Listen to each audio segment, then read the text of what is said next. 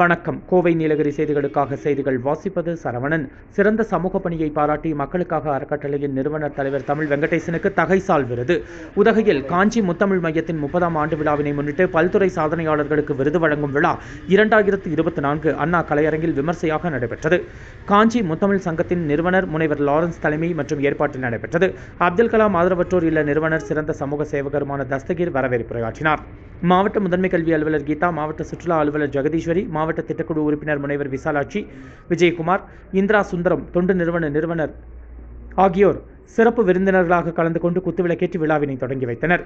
Nilgiri rotary மாவட்ட ஆளுநர் மருத்துவர் சுரேஷ் பாபு, உதகமண்டலம் நகராட்சி ஆணையாளர் ஏகராஜ், மக்களுக்காக அறக்கட்டளை நிறுவன தலைவரும் செய்தியாளருமான தமிழ் வெங்கடேசன், சமூக ஆர்வலர் மேத்யூ ஜான்சன், TNVHA கூட்டமைப்பின் செயலாளர் டாக்டர் பாசம் மூர்த்தி ஆகியோர் சிறப்பு அழைப்பாளர்களாக கலந்து கொண்டனர்.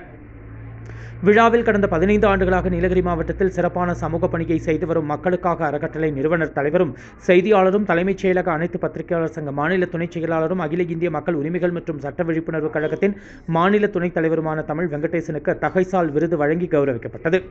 காஞ்சி முத்தமிழ் மையத்தின் நிறுவனர் முனைவர் லாரன்ஸ், நீலகிரி மாவட்ட முதன்மை கல்வி அலுவலர் கீதா, மாவட்ட சுற்றுலா அலுவலர் ஜெகதீஸ்வரி, மாவட்ட திட்டக்குழு உறுப்பினர் முனைவர் விசாலாட்சி, விஜயகுமார், இந்திரா சுந்தரம், தொண்டு நிறுவனர் ஆகியோர் இணைந்து தமிழ் வெங்கடேசனுக்கு தகைசால் விருது வழங்கினர்.